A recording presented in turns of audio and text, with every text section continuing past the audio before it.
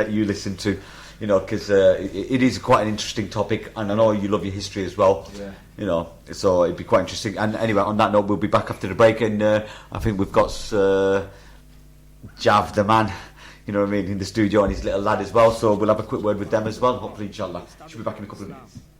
And you are prepared to take it. Somebody put in that man's hand saying, to get that car. Islam would have been established without the sword of Ali. But first, they must make you love it.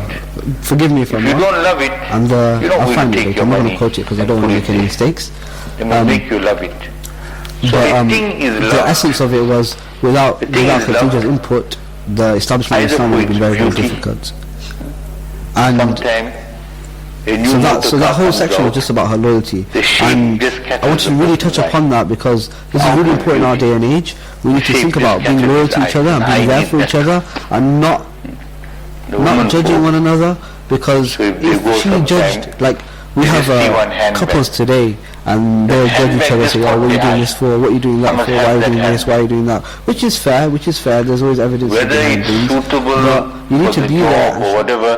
Don't worry about all that. The eye was caught by that handbag. They got love for that handbag, so they need to purchase it. So sometimes a thing is loved for its beauty. Secondly, a thing is loved for its perfection. For its perfection. A thing is loved for its perfection. Something is perfect. Something suits your need. It's perfectly suitable for your work, etc. So it is loved. You will get a person, he may be a person of wealth. Now maybe he can own a sports car. He can own a sports car, but he is driving an SUV. So you ask him, why are you driving an SUV when you can own a sports car? Assalamu alaikum wa rahmatullahi wa barakatuh. You're back to the Radio Munadil Islam. This is the CFA show. If you've got any questions, you can listen to us on, the studio number is Leicester 0116 462 2506. You can text us or WhatsApp us on 07510769997. You can also email the studio, munadilislam@gmail.com.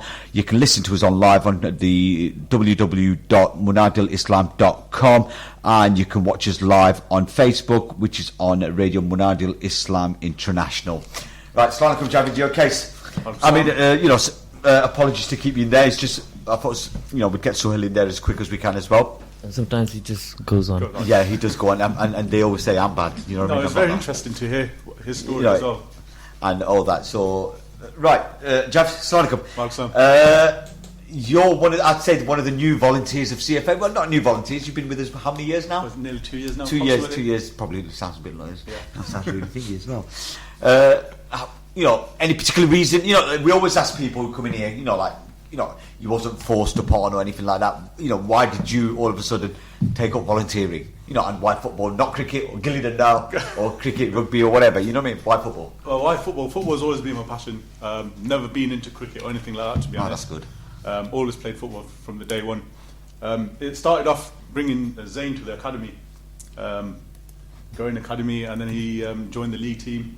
I think it was the under 11s, and then towards the end of the under 11s, obviously I was keep coming, and you said, "Would you mind helping out?" And I'm like, "Yeah, I wouldn't mind." It's something that I wanted to go into, to be honest. It was something that I was managing a five-a-side team before. But I thought, let's go into a bigger scale, and the perfect opportunity came with CFA. Yeah. So I helped out with the under 12s throughout the whole season as an assistant with Ibi. Mm-hmm. And I enjoyed it very much with the kids. And then the opportunity came along to take on the Saturday adults team, and that's what I'm doing this season. It's been a learning curve for you, hasn't it? It has, yeah. Every day's a learning curve, to be honest. Even with the young ones from the adults, you'd think that with the adults, it's a lot easier. It's not. What would you say is the biggest difference between running a youth setup compared to the senior team? With the senior team, put it this way: with the younger ones, you give them instructions, they go on with it. With the adults, it's difficult. But no, it's a similar thing. Again, with the adults, with me, I personally prefer it with the adults because I can talk on a level as if like everybody works, because they're all adults. It's like you're the supervisor of a workplace, and you tell them things, delegate instructions. That's how I feel. You talk to them as if you're a manager. They'll talk to you back as if an adult situation, really, to be honest. Whereas kids, you've got to talk to their level, and with kids, they're a lot more sensitive. So you've got to be careful and understanding of what you say, what words you choose when you speak to them and stuff as well. So, like you said, you've just said it's about, you treat them with respect and all that sort of thing. Would you think, like you helped out last season with the kids team? Yeah, that's great.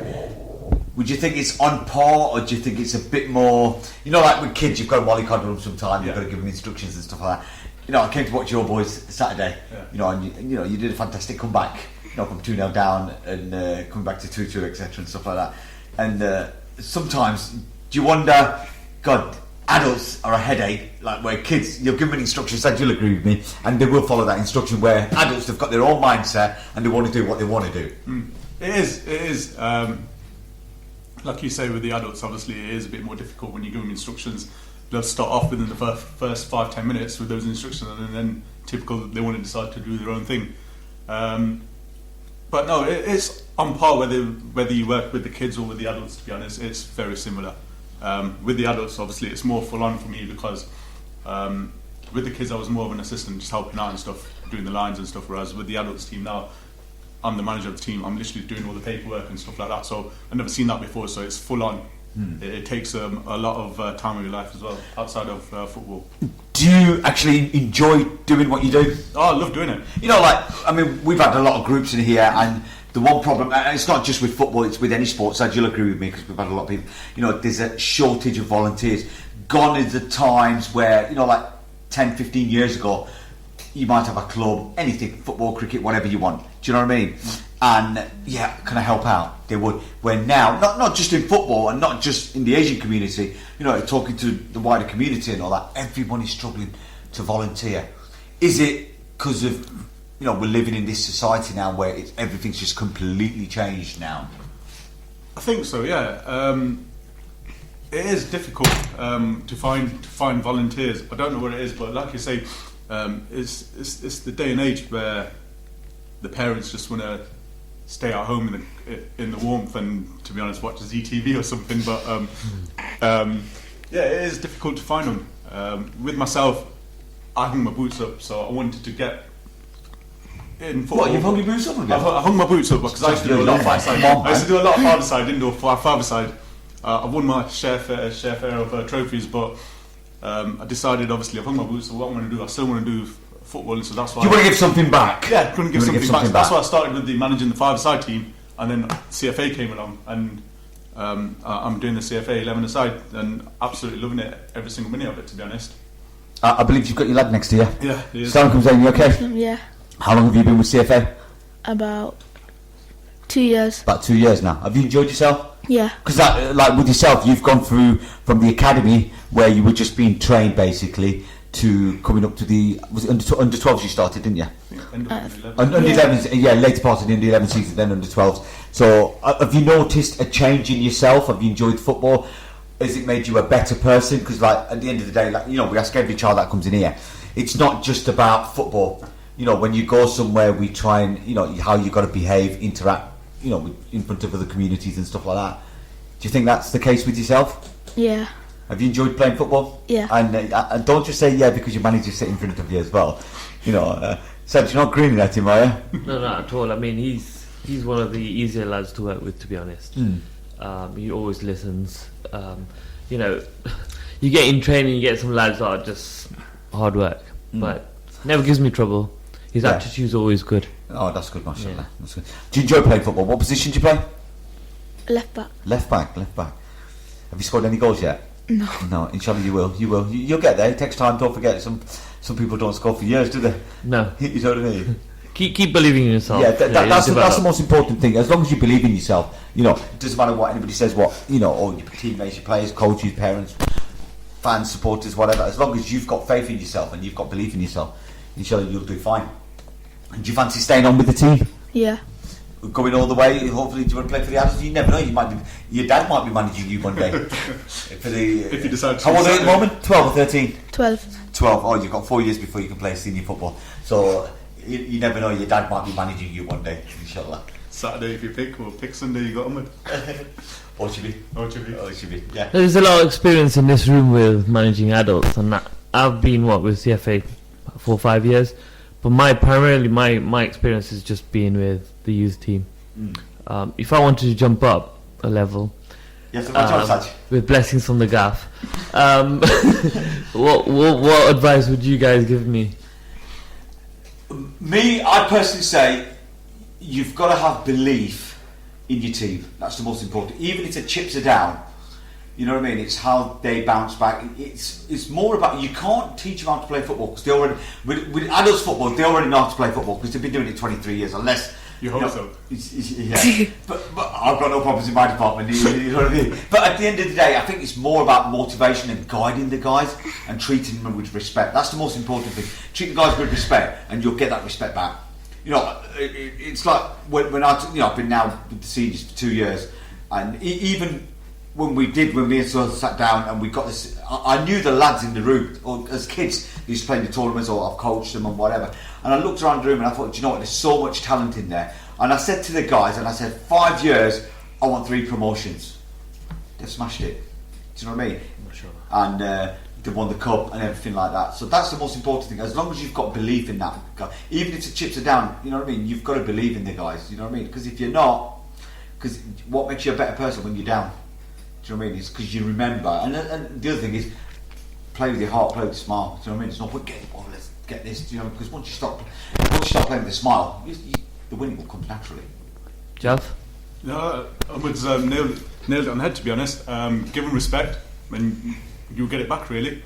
And it's very similar with kids football as well. Some adults, some players need the arm around their shoulder as well sometimes. So you got to treat every single one individually differently. They're not just because they're adults. You think everyone's the same. It's not. And the other thing is, people react differently as well. Yeah, definitely. Do you know, you've got an assistant, I've got an assistant, you've got an assistant as well. Some people react to yourself, some people react to everybody else. Do you know what I mean? It's like, I wouldn't say good cop, bad cop. You know what I mean? I've narrowed it down now. You know what I mean? Are you sure? I know I am, so you know, and that's the most important thing at the end of the day. It's belief. You know, you can have my job set if you want. There's no harm. I know You're offering me your job? Yeah, you keep chucking hints. That's at the me. biggest job at CFA. Well, the bar's going to be raised I don't think I'm ready for your job. Oh, okay, fair enough then. The other question, you said you did a lot of five-side. Yeah. Football-wise, I mean, we all know it's different five-side to 7-side. A lot of the players that come into your team, do you think they've got that mentality of 5-side, 7-side football compared to 11-side? What, my current players? Yeah, your current players and the players that you've had? I think at the present moment in time, there is a few players that have come in my team at the moment who are come from 5-side, to be honest. And I think at the start they struggled to adapt to 11-side football. But as the season's gone on and the more training you do and the more playing time they get on match days, they've developed the understanding of 11-side, to be honest. It is different, but if you've got a footballing brain, they're able to adapt. If there was any volunteers out there, or say people are afraid to come, not just football, any sport or anything else as well, you might be helping out the local community, helping the elderly, what would you recommend? Because you've been volunteering now for 2 years. Like you said, what are you getting out of it? Oh, I'll get the buzz out of actually managing an 11-side team, to be honest. It's also being out there. I mean, I'm not the biggest fan of the rain, to be honest, and the cold, but I'm doing it because I enjoy football. And like I said, the buzz is when you eventually get that win.